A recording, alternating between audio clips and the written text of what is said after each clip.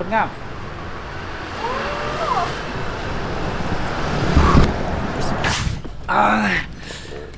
อย่ากินย้ำเว้ยบุ้งจะไปกินย้ำยุ่ใส่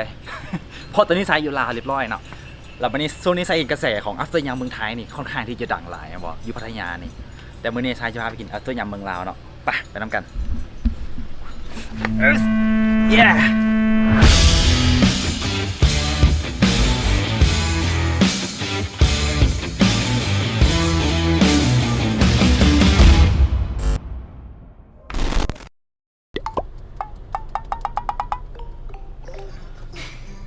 รถติดบึงไหม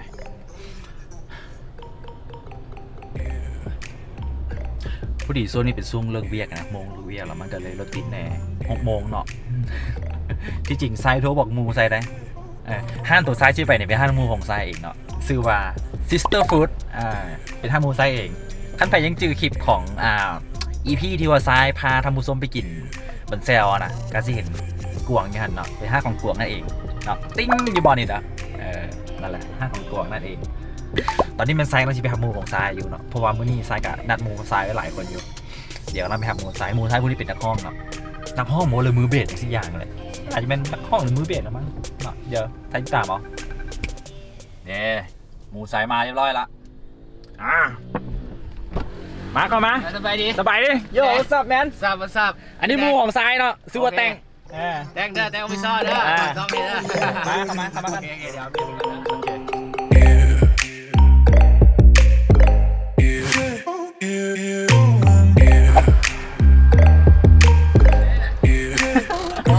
มือเบสเอามาได้มายังไงเอามาบวกรถไปตอนนี้เรายืดแหล่จักแถวท่าหลวงนี่นะแต่ท่าหลวงนะต้องบอกว่าห้างซิสเตอร์ยำเนี่ยจะอยู่แถวท่าหลวงนะจะเห็นมาอยู่ฟ้าพูดเห็นปะนู่นไกลๆพูดนะไปย่างไปเถอะ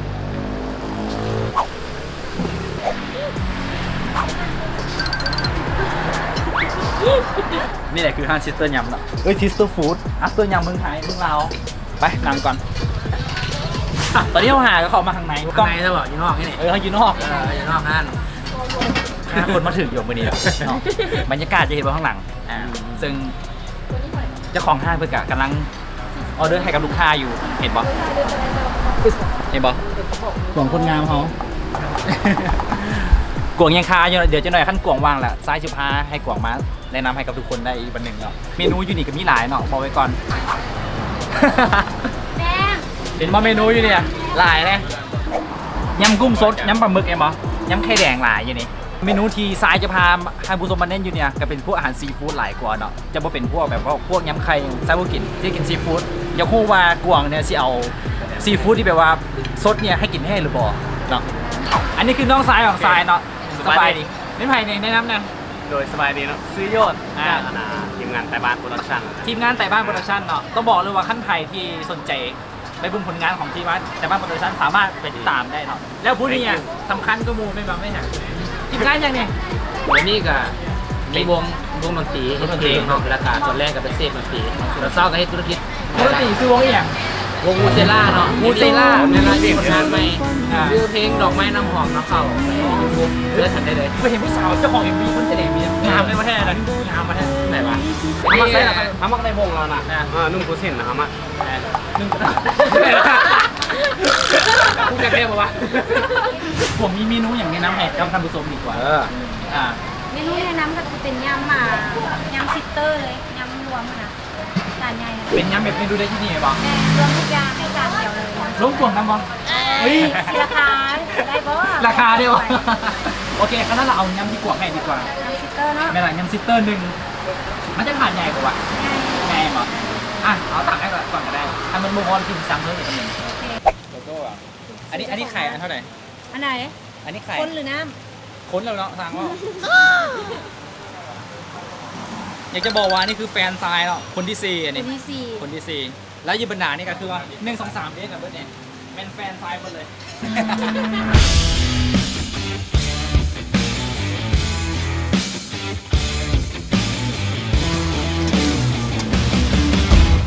สุดยอดเลยอันนี้เมนูฮิตเป็นเมนูที่ว่าฮิตที่สุดของท่านนี่เลยซึ่งมันเป็นนาซิสเตอร์มันจะมี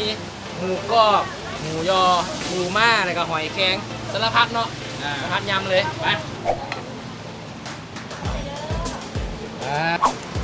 เดี๋ยวจะหน่อยซ้ายจิพาท่านผู้ชมมากินยำน้ำกันเนาะหิวป่ะยอดหิวไหมวะแตงหิววะแตง โอ้ยอยู่แค่ตอนมาบุ้ย เฮ้ย ไม่กินแต่เกลือ เดี๋ยวก่อนสิกินเนาะซ้ายก็จะให้ผู้สาวเนี่ยเพิ่นกับลงมือก่อนซะเพราะว่าเขาก็เป็นผู้ชายแน่ก็จะแบบ lady first เนาะแม่นบอกตอนนั้นนะว้าว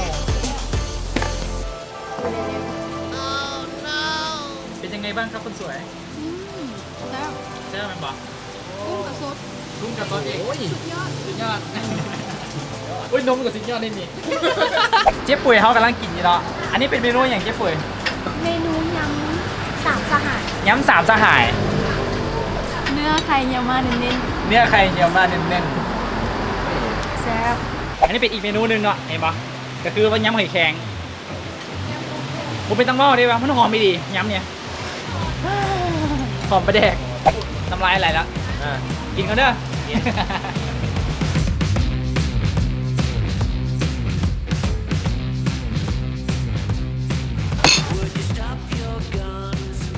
ไปเชียร์กินน้ำกัน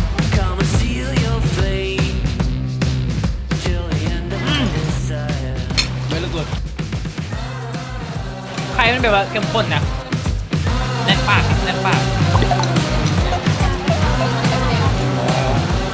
มันจะเป็นยำหมูกรอบนะ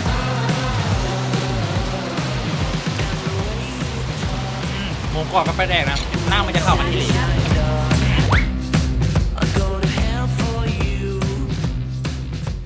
ก็คือปูอัดเลย เว้ยแม่ปูม้า เริ่มเผ็ดเลย หน้ามันเริ่มเป็น เผ็ดละเริ่มเผ็ดละปากแดงไปเลยได้เห็นบ้างเห็นเพื่อนบ้างโอ้อันนี้กูลินบวชซึ่งมาเนี่ยแต่งบอกว่าคิดฮอตแฟนอยู่แล้วตอนเนี้ย ตามหาอยู่ตามหามา3 ปี เบื้องซ้ายอ่ะเห็นว่าปากแดงอะไรครับน้ำตาลยังก็ออกเลยเห็นปะ หรือว่าปากแดงแม่ซกเบื่อเอา เผ็ดแห้งก็ยังดอก นี่เลยคือเป็นเมนูกุ้งดิบเนาะกุ้งดิบนี่สดๆเลยนี่ขนาดบ่ได้อยุลาวแต่ว่าหากเอามาเมื่อวานนี่แหละนี่แล้วก็เฮ็ดมื้อเช้ากินมื้อนี้หยอกๆเฮ็ดเมื่อกี้นี่แหละเออ ต้องบอกเลยก่อนว่าถึงแม้ว่าบ้านเฮาบุมีซีฟู้ดบุมีทะเลนะบุติดกับทะเลแต่ว่าอาหารอยู่นี่สดบอกไว้ก่อนไป ไปเลยกูลุย เบิ้งเอาเด้อทำผู้ส้มเอ้ยเบิ้งเอาเด้อคอยจิกินให้เจ้าเบิ้งเอาเด้อโอ้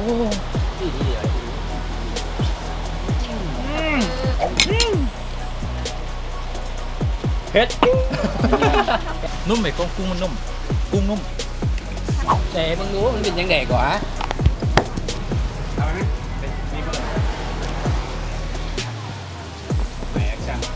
เอาเมนูเป็นยังไงโบแซ่บป่ะ แซ่บห้ามเบิ่งตอนเด็กด้าคลิปนี้ด้าหิวข้าวตอนเด็กได้เนี่ย เผ็ดมันสุดท้ายเนาะเมนูที่นำเสนอยำข้าวหมูทอด ดูประกอบ สองเสียง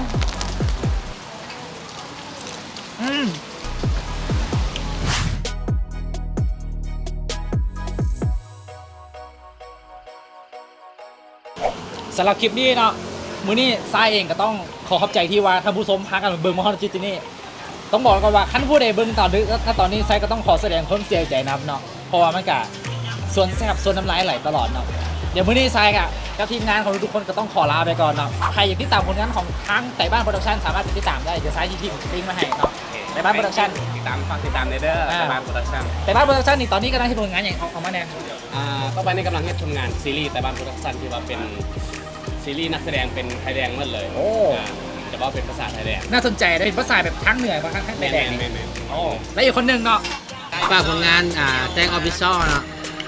ซึ่งช่องทาง YouTube กับที่ SANKS